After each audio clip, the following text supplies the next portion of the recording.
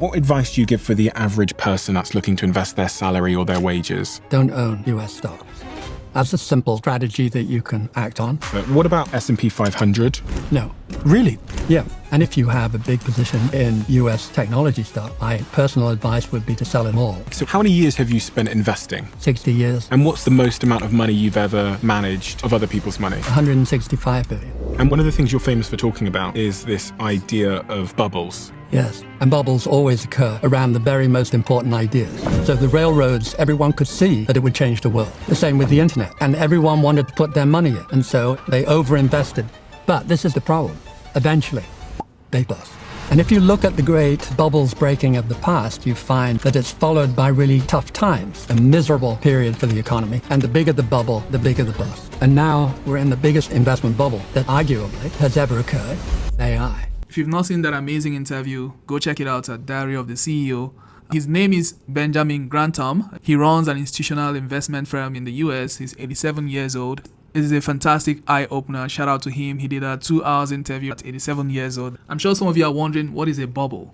Now, an investment bubble happens when the price of an asset rises far above what is reasonable or what the fundamentals are, right? So are we in a tech bubble? Well, I don't know. It's neither here nor there. But what I know is in the past years, we've had a couple of bubbles. We've had about 15 bubbles. And I'm going to make reference to 2 of them.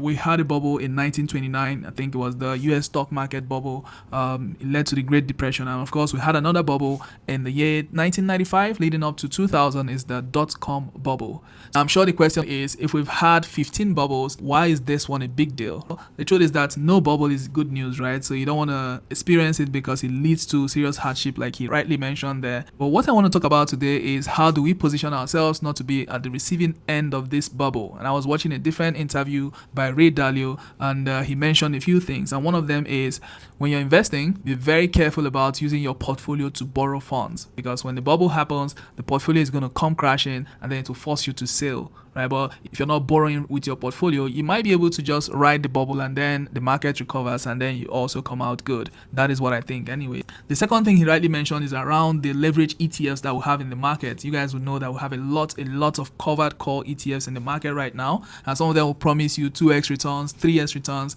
Of course, he mentioned that when you start seeing those covered call ETFs, it signals that we're going to have a bubble, right? And obviously we have a lot of those ETFs in the market. So if you invest a lot in such ETFs and there's a bubble, what it means is that you're going to be at the tail end, right? And the last thing I want to mention is, he said it's very important to diversify your portfolio.